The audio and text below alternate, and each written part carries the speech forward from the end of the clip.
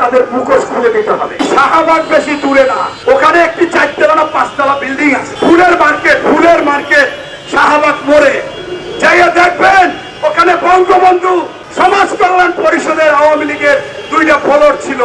সেইটা এরা 2024 সালের আগস্টেই 10ই আগস্ট না 12ই আগস্ট সেইটা দখল করে ইসলামী সমাজ কল্যাণ পরিষদ এই জামাত দখল নিয়েছে।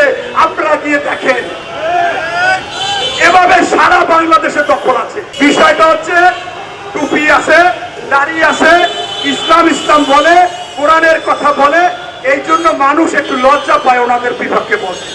আর এরা টেকনিক করে সামাজিক মাধ্যম ফেসবুকে এই জামাত এই ভোট আইডি করে সারা বাংলাদেশে আমরা কিছু না করলেও সেইটাকে ছড়াই দিচ্ছে, এই কাজগুলো করতেছে।